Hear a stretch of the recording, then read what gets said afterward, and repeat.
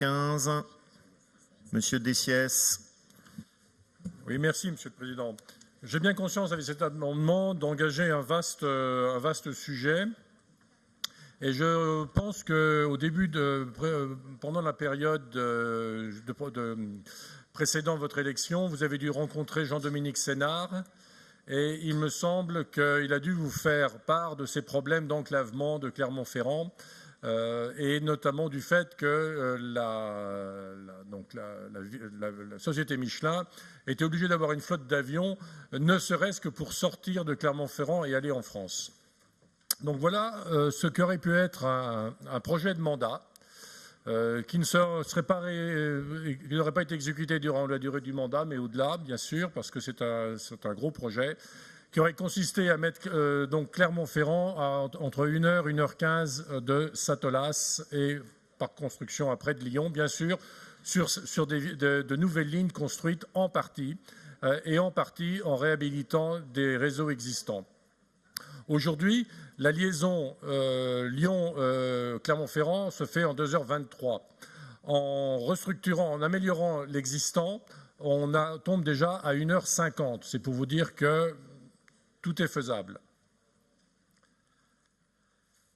Je crois qu'il faut prendre acte de l'incapacité croissante de l'État à subvenir aux besoins d'équipement de la nation et que, et de toi le ciel t'aidera, c'est à la région et aux citoyens sur place à prendre en charge leur destin.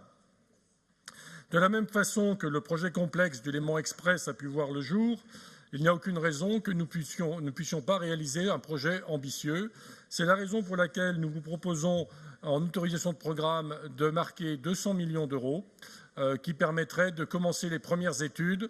Vous pourriez, par exemple, également détourner une partie des fonds qui sont alloués, mais que nous n'avons pas pu trouver dans le budget, au Lyon-Turin, qui, lui, ne verra pas le jour avant une trentaine d'années, alors que l'urgence, ce serait plutôt, effectivement, de désenclaver Clermont-Ferrand et de créer une polarisation de la région autour de Clermont-Ferrand et de Lyon, plutôt qu'autour de Paris, comme le POC, par exemple, l'aurait forcément entraîné. J'ajoute que la région peut avoir un effet fédérateur auprès mobiliser les fonds européens pour cette affaire et avoir un effet fédérateur auprès des différentes institutions ou entités régionales, qu'il s'agisse des métropoles ou des départements.